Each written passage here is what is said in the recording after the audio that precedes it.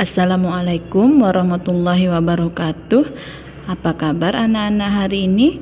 Semoga semuanya sehat dalam lindungan Allah Subhanahu wa Ta'ala. Amin ya Rabbal Alamin. Baiklah, sebelum memulai pembelajaran pada hari ini, marilah kita bersama-sama melafazkan kalimat basmalah. Bismillahirrahmanirrahim. Kemudian kita lanjutkan dengan membaca doa sebelum belajar. Kita baca sama-sama ya doa sebelum belajar. Anak-anak hafalkan? Oke. Rabbi zidni ilma warzuqni fahma, yang artinya wahai Tuhanku, tambahkanlah kepadaku ilmu dan karuniakan kepadaku kefahaman. Langsung saja kita masuk pada pembelajaran kali ini. Tema 1, subtema 1, pembelajaran 2. Mari bersama-sama kita telaah teks yang ada di layar ya. Kita baca bersama-sama ya anak-anak. Oke, ikuti Ustazah. Lihat bacaan yang ada di layar. Salman dan Sofia sedang bermain di peternakan ayam milik Uwa Asep.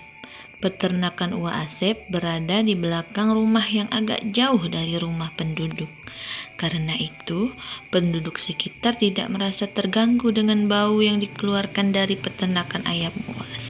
Ayam yang dipelihara Uwa Asep sangat banyak. Ada 2 jenis ayam yang dipelihara Uwa Asep, yaitu ayam pedaging dan ayam petelur. Ayam pedaging adalah ayam yang dimanfaatkan dagingnya. Ayam petelur adalah ayam yang akan dimanfaatkan telurnya. Uwa Asep memiliki 4 lokasi peternakan.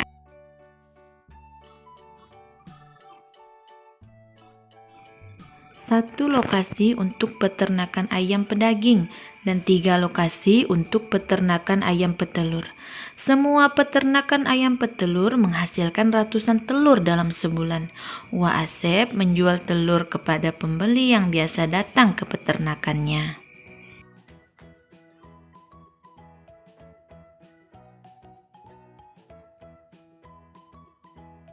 Baiklah, akan kita lihat data ayam petelur di peternakan Uwa Asep. Yang pertama ada peternakan H, yang kedua peternakan I, yang ketiga peternakan J. Di dalam peternakan H ada 512 ekor ayam. Kemudian di dalam peternakan I ada 754 ekor ayam. Dan di peternakan J ada 452 ekor ayam. Di bawah ini ada data jumlah telur ayam dalam 4 bulan. Dalam bulan pertama ada 1.257 butir telur. Di bulan kedua menghasilkan 1.212 butir telur. Kemudian kita lihat peternakan mana yang paling banyak jumlah ayamnya. Oke, di nomor 2 yang sudah Ustazah beri tanda merah, ada 754 ekor ayam ya anak-anak. Setelah melihat jumlah ayam yang paling banyak, maka kita akan melihat juga jumlah ayam yang paling sedikit. Oke, jumlah ayam yang paling sedikit itu adalah 452 ekor ayam, yaitu ada di peternakan J. Oke, kita Ustazah ulangi ya.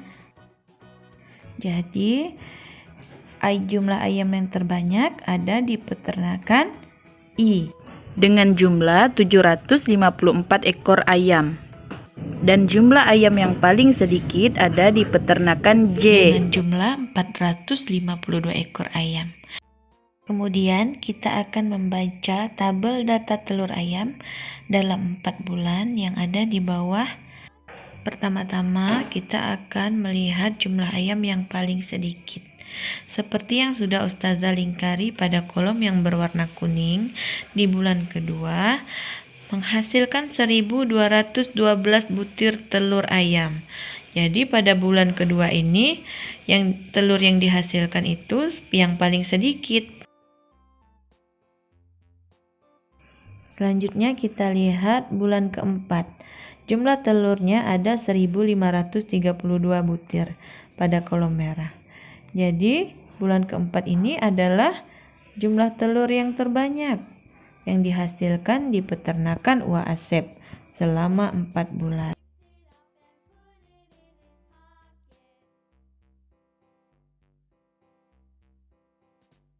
Baiklah anak-anak, untuk selanjutnya kita akan masuk pada materi mengurutkan bilangan.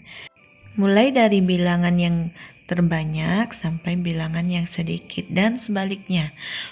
Dari bilangan yang sedikit ke bilangan yang banyak. Oke, kita mulai ya anak-anak. Yang pertama dari bilangan yang banyak ke yang sedikit dulu. Kita perhatikan 3 bilangan yang ada di layar. Nah anak-anak, untuk menentukan nilai yang paling banyak, kita harus melihat angka depannya. Angka depannya yang paling tinggi itulah nilai yang terbanyak. Dapat kita lihat angka depan yang paling tinggi adalah angka 7. Jadi angka yang paling tinggi 754. Setelah itu angka yang tertinggi kedua adalah angka 5. Maka nilai yang paling banyak setelah 7 adalah 5. Jadi 512. Karena semua bilangan sudah kita masukkan, maka dapat kita simpulkan bilangan yang paling kecil adalah bilangan yang belum kita masukkan, yaitu bilangan 452. Selanjutnya kita masuk ke bagian B, mengurutkan bilangan dari bilangan yang paling sedikit ke yang paling banyak. Ustazah sediakan 3 bilangan. Perhatikan 3 bilangan yang ada di layar ya anak-anak. Yang pertama 512, 754, dan 452. Ingat, kita harus memperhatikan bilangan yang pertama atau bilangan depannya. Karena kita ingin mencari bilangan yang paling sedikit, maka bilangan depannya harus bilangan yang paling kecil. Coba kita perhatikan baik-baik nak, mana angka depan yang paling kecil? Yaitu angka 4. 452. Kemudian angka depan yang kecil kedua, angka berapa? Coba kita perhatikan, antara 7 dengan 5. Jadi yang paling kecil angka 5. Setelah angka 5, maka yang belum kita masukkan adalah angka 7. Yuk kita urutkan bersama-sama ya. 452, 512, dan yang terakhir adalah 754.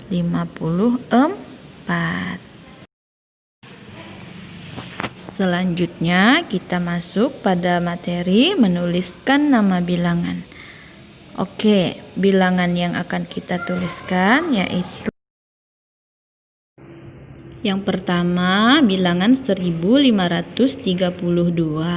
Maka nama bilangannya adalah kita tulis 1532. Ditulis dengan huruf.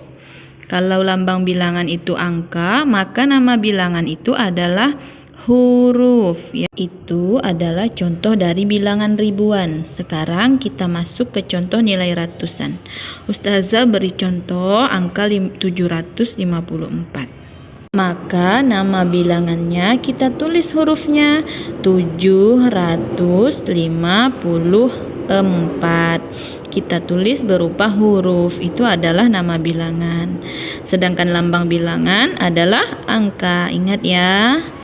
Kemudian kita akan mempelajari tentang aturan nilai tempat bilangan ratusan.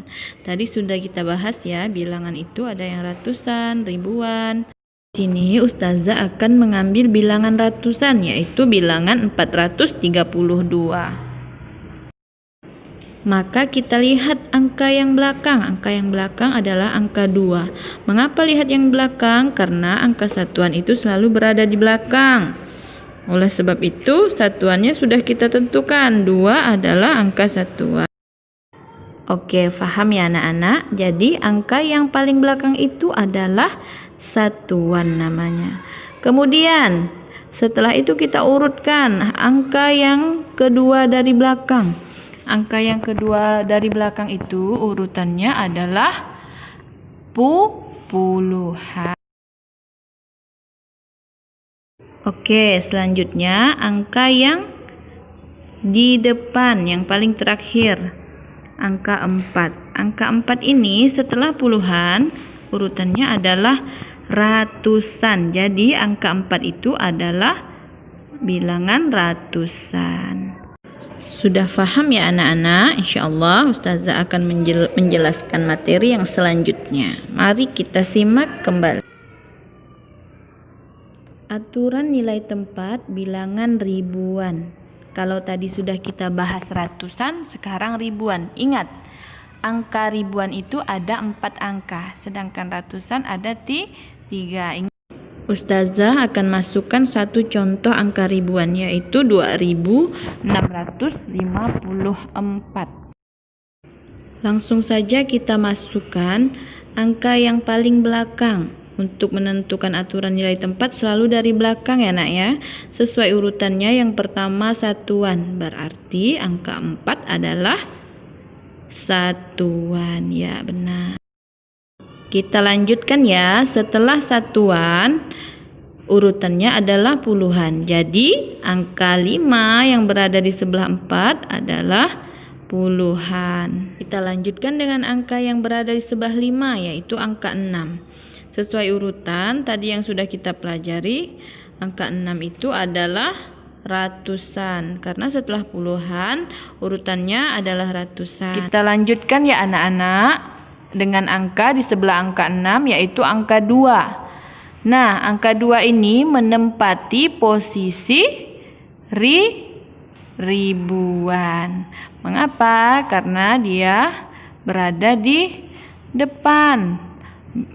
Angka yang berada di paling depan itu ribuan, yang kedua itu ratusan, yang ketiga puluhan, dan yang terakhir adalah satuan.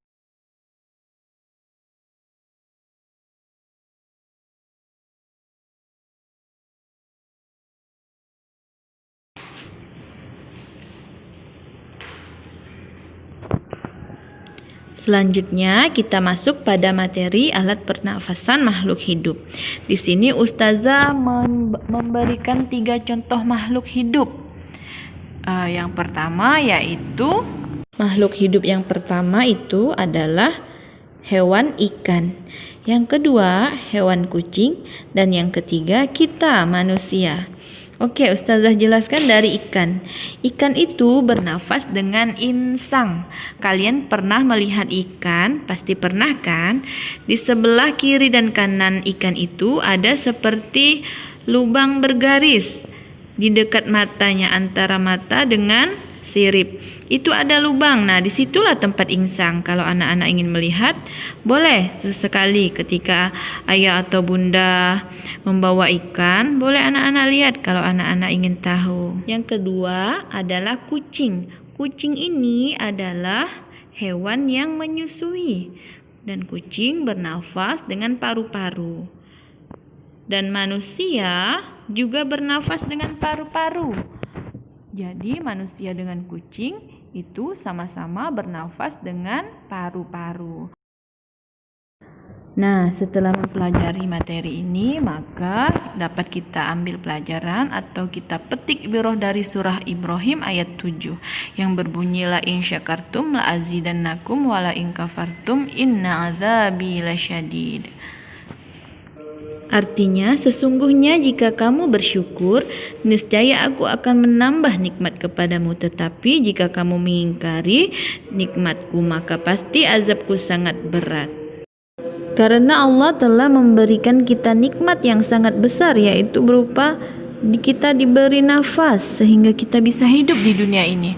Anak-anak bayangkan jika kita tidak bisa bernafas, maka kita tidak akan hidup. Maka orang yang tidak bernafas itu adalah orang yang sudah meninggal dunia. Maka kita harus wajib bersyukur kepada Allah ya nak. Bagaimana caranya? Yaitu dengan cara beribadah kepada Allah, menjauhi larangannya, dan menjalankan segala perintah Allah Subhanahu wa Ta'ala. Ya anak-anak ustazah yang soleh dan solehah, insyaallah anak-anak semua sudah menjalankan sholat, sudah berpuasa, sudah tidak berbohong kepada orang tuanya, sudah membantu ibu ayah di rumah ya. Insya Allah semua amal-amal yang lain juga akan dilakukan. Sekian dulu pembelajaran pada kali ini. Semoga ilmu yang Ustazah sampaikan bermanfaat untuk Ananda semua. Mari kita akhiri pelajaran ini dengan melafazkan kalimat hamdalah. Alhamdulillahirabbil alamin. Dilanjutkan dengan membaca doa kafaratul majelis. Subhanakallahumma wa bihamdika asyhadu an la ilaha illa anta astaghfiruka wa atubu ilaik. Ustazah tutup, wabillahi taufik wal hidayah. Wassalamualaikum warahmatullahi wabarakatuh.